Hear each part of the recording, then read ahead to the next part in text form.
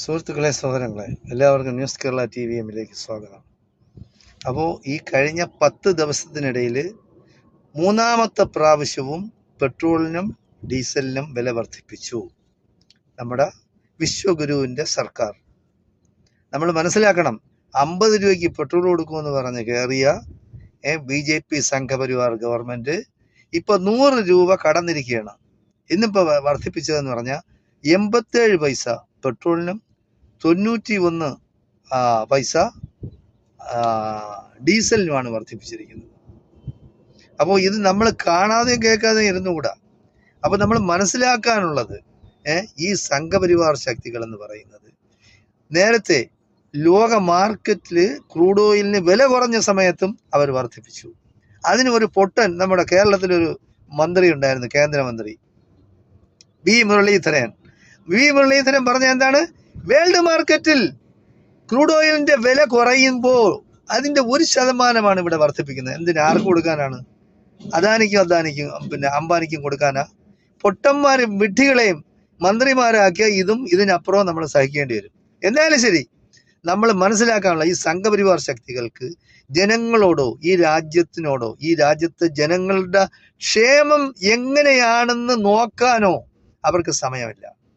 മോഡി എന്ന് പറയുന്ന ലോകം മൊത്തം ഒരു പ്ലെയിനുമായിട്ട് സഞ്ചരിച്ച് നടക്കുകയാണ്. കാരണം അയാൾക്ക് പിന്നെ ഓഹരി കിട്ടിയതാണ് ആ പ്ലെയിൻ. എയർ ഇന്ത്യയെ 16,000 കോടി രൂപയ്ക്ക് വിറ്റ്. അത് കിട്ടി, എത്ര രൂപ കിട്ടി? ഒരു പൈസ കേന്ദ്ര ഗവൺമെന്റിന് കിട്ടിയിട്ടില്ല. 16,000 കോടി രൂപയ്ക്ക് വിറ്റിട്ട് ഇന്ന് വരെ ഒരു പൈസ കേന്ദ്ര ഗവൺമെന്റ് കിട്ടിയിട്ടില്ല. ആകെ ചെയ്തെന്ന് പറഞ്ഞാൽ മോഡി 16,000-ന് 14,000-ന് 12,000-ന് കോടി രൂപയ്ക്ക് ഒരു പ്ലെയിൻ വാങ്ങിച്ചു. അത് വാങ്ങിച്ച് അങ്ങനെ സഞ്ചരിക്കുകയാണ്. അപ്പൊ എയർ ഇന്ത്യ എന്ന് പറയുന്ന മഹത്തായ എയർ ഇന്ത്യ, ഇന്ത്യയുടെ യശസ് വാനോളം ഉയർത്തിപ്പിടിക്കുന്ന, ലോകത്തിന്റെ എല്ലാ ഭാഗത്തിലും ചെന്ന് ചേരുന്ന നമ്മുടെ എയർ ഇന്ത്യയെ അങ്ങനെ ടാറ്റാക്കി വെച്ച് കൈ കഴുകി. അതിന് ഒരു RSS സംഘപരിവാർ BJP-കാരൻ പറഞ്ഞ എന്താണെന്ന് അറിയാമോ? അത് അതിന്റെ അവകാശിക്ക് തിരിച്ചു കൊടുത്തു. അപ്പോൾ ഇന്ത്യ എന്ന് പറയുന്ന മഹാരാജ്യം നേരത്തെ അവകാശപ്പെട്ട ഇംഗ്ലീഷുകാർക്കായിരുന്നു. ഇന്ത്യയെ കൂടെ തന്നെ നമ്മൾ അങ്ങ് ഇംഗ്ലീഷുകാരെ വിളിച്ചങ്ങ് കൊടുക്കണം, അവർ ഭരിച്ചോട്ടെ, അതല്ലേ നല്ലത്. അപ്പോൾ അങ്ങനെ ഓരോരുത്തരുടെ അവകാശങ്ങൾ സ്ഥാപിച്ചു കൊടുക്കുകയാണ്. എന്നിട്ട് ഞങ്ങൾ എന്ത് ചെയ്യണം? നിങ്ങൾ പോയി പള്ളിയുടെ അടിയിൽ ശിവലിംഗമുണ്ടോ, ശ്രീരാമൻ അതിന്റെ അടിയിലാണോ ജനിച്ചത്, അതിന്റെ മുകളിലാണോ ജനിച്ചത് എന്ന് നിങ്ങൾ തിരയും. അല്ലെങ്കിൽ ശിവലിംഗം ഉണ്ടാക്കി കൊണ്ടുവന്ന ആ പള്ളിയുടെ മുകളിൽ വെക്കി.